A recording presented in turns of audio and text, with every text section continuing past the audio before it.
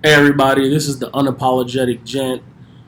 Here to discuss some football with you. A lot of people know me as a former American footballer, but I'm here to talk about the original football, the Peles, the Maradonas, the Premier League, La Liga, all that kind of stuff, man. I just want to introduce myself and get my first video out there because I'm real passionate about this game and I love it.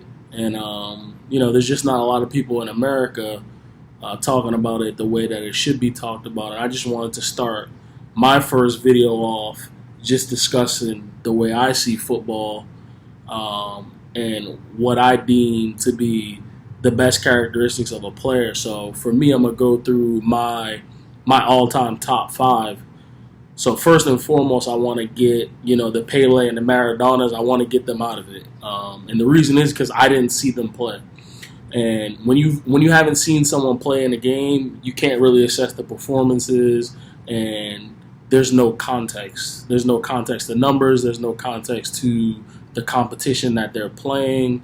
So for me, I look at them the same way in basketball, the way I look at Wilt Chamberlain and Bill Russell, the same way in football, American football, that I look at, Jim Brown and Gale Sayers. There's no denying that these people were all-time greats and probably would have done it in any era, but I just don't put these people in my top five when I talk about sports just because I never personally seen those people play. So I have no reference. I've seen highlights, I've seen stats, but again, I'm an eye test guy, so everything that I talk about, I'm talking about from the eye test point of view. So that's where I kind of judge players. Yeah, numbers can be misleading and out of context, in my opinion. So for me, really, that's just what I want to talk about. I like to talk about the context, and I don't support any specific team. I support great football. I support great players. So I don't really have any agendas or biases in terms of Barcelona, Real Madrid, Manchester United, Man City, Chelsea, Tottenham, Arsenal, Liverpool, all the big teams, Juventus, PSG. So for me, I just want to see good football and I want to be entertained. And that's kind of how I developed my top five. Because at the end of the day, if you need to show me numbers to show me that someone's great, they're not that great because you're using justifications to show numbers. So for me, again, what makes someone special, and we're talking about the elite. I'm not talking about world-class players. I'm not even talking about elite players. I'm talking about Jedi-level talent, aliens, Martians, people that are out of this world when I'm talking about the top five. So you don't really need statistics to see what these people have done. So for me, it's your ability, what I see, the eye test, and I was an American football player. We used to have a saying called "the eye in the sky never lies," and basically what that means is, you can have a terrible game and throw three touchdowns, or have a terrible game and have three catches, and people who don't understand the game, aren't coaching it, aren't watching tape, aren't on the team, may think you had a good game, and then we go watch that film. And the eye in the sky never lies. So for me, I always judge players based off the eye test. If it doesn't look right to me, I know something's up. And we'll get right into my top five players, and I think I'll have a couple of honorable mentions. And some uncomfortable truths will come about. So for me, my top five, my number one player of all time is Ronaldinho. And for me, it's not even close. In terms of skill level, left foot, right foot, pace, dribbling ability, vision, touch, football, brain, IQ, to me, he was just on another level. Words and phrases that I think of when describing him: box office, entertainment, creativity, imagination. To me, he's the only footballer that I've ever seen that does things that I've seen no one else ever do. His close control was unreal. I was watching the game when the Bernabeu fans applauded this man off the pitch, and he ripped Sergio Ramos to shreds. Sergio Ramos was playing right back in that game and absolutely got ripped to shreds. He could play on the left. He could play on the right. He could play as a 10. He could probably play as a false 9. I mean, he's what an out-and-out 10 is. So when we're talking about number 10s and playmakers, even though he played on the left, and I think players like him who have pace and are elite athletes, sometimes they get pushed wide when in reality he's the center, he's the creative force, he's really the person you want in the center of the pitch. So for me, he's my top tier number one alien Jedi Yoda of all footballers, and he just was on another level. Like, I don't need to see statistics. I don't need to know how many assists he had. I don't need to see how many goals he scored. I watched that man do things that are unbelievable. Couldn't imagine them. I mean, he looked like he was playing with children 90% of the time. Even when he lost his legs and was at AC Milan, I mean, he was doing madness. Like, to me, there's no one that's achieved the skill level that he's achieved. Free kicks, again, left foot, right foot, volleys, set pieces. He had an incredible touch, could cross the ball, left foot, right foot. Was just, I mean, untouchable. I don't know if we'll ever see someone with that level of skill in a body. Like, he was 5-6 different people. He was an incredible football. And I know there's people that will disagree with me because we have a lot of stats people, analytical nerds who, oh, well, this person scored this many goals and this person scored that many goals. I don't really care about that. It's the way he made me feel. It's the way he entertained. Because at the end of the day, we watch sports to be entertained. That's what we're watching sports for. So, from an entertainment aspect, man was box office. I pay a couple $100 to see him play. No questions asked. Wouldn't even think about it. So he's my number one all time, and that, like, he epitomizes that Brazilian foot. What's the saying? The English created football, but the Brazilians perfected it. Like, he's the essence of everything that's Brazilian. Like, he's the epitome. He's what we hope every time some young Brazilian player comes up, we hope that they can be something similar, even close, touch an ounce of his ability. And for me, number 2 on my list would be Lionel Messi. Absolute magician, just close control, ball mastery. The numbers that he put up were insane too. And the thing is, the numbers matched what I saw with my eyes. That's what made Messi special. It was effortless. It didn't even look like he was trying to score. You know, and now at an older age, he's kind of dropped deeper and became more of a playmaker.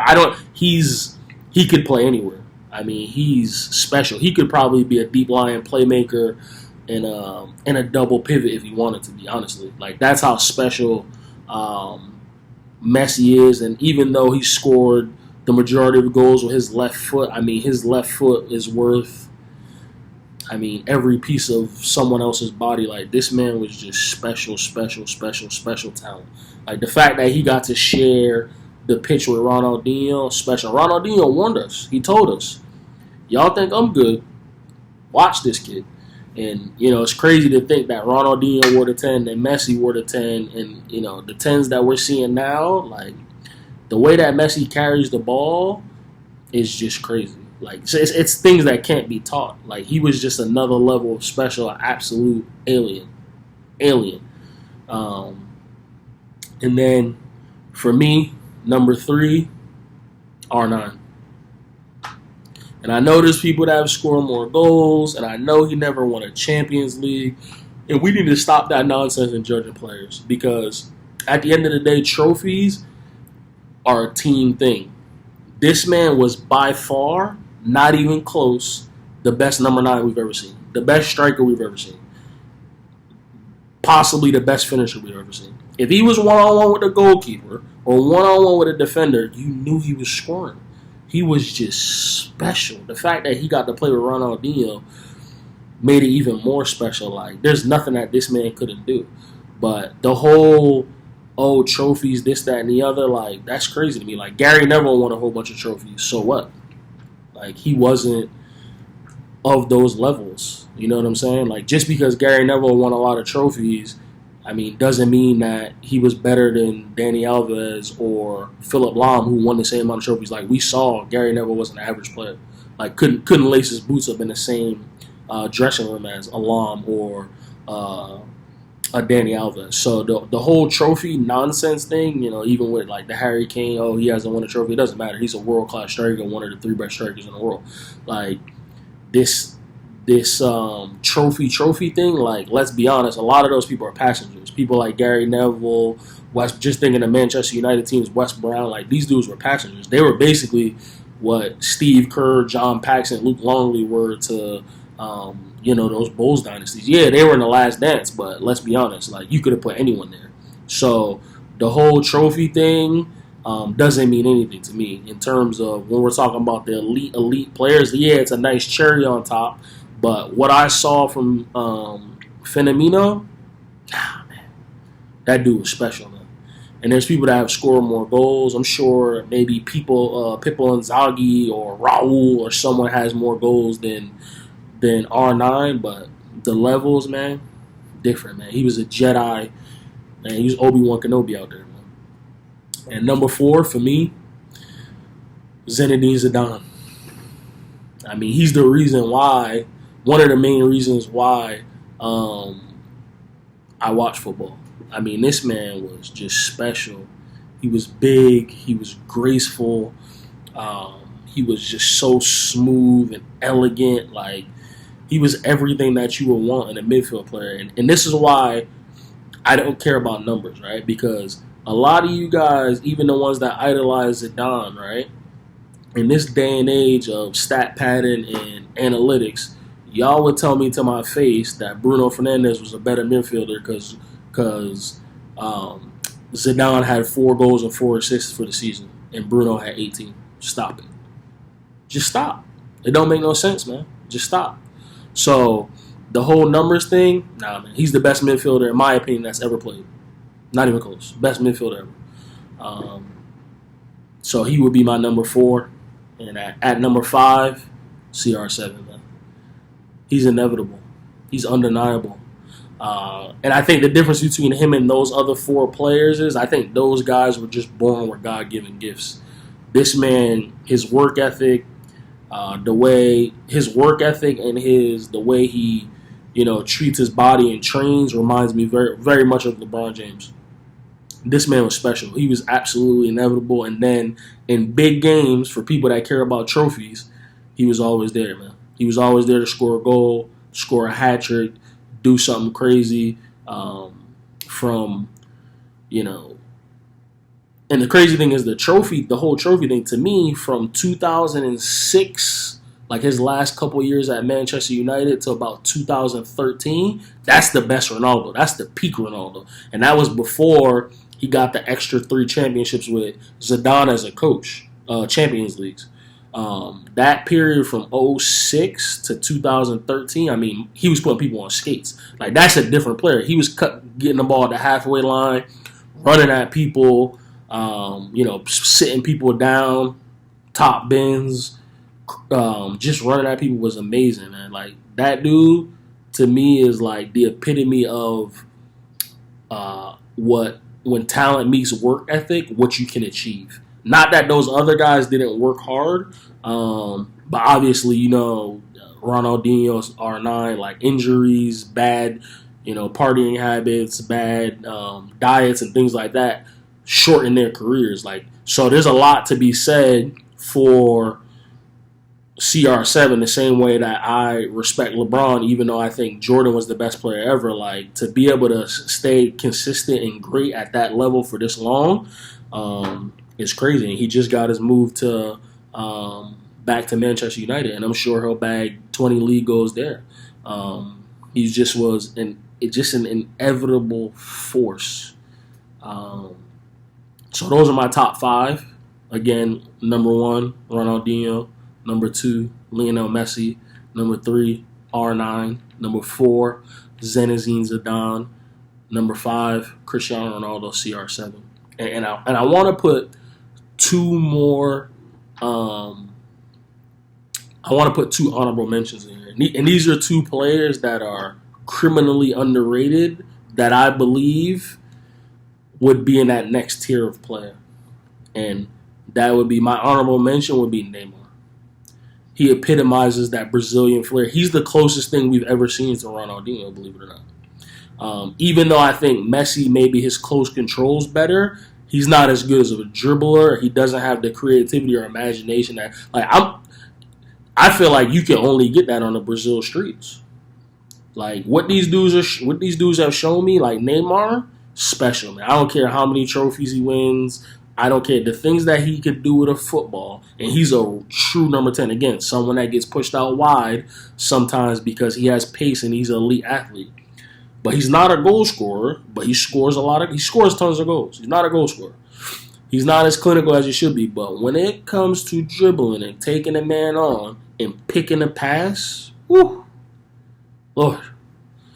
He's special, man. He doesn't. It's crazy to think that someone that's that special, that has that many goals for his country, has won Champions Leagues, has won leagues, has dragged teams. People forget he dragged Barcelona out of a lot of trouble in the team that had Messi and Suarez in it, man.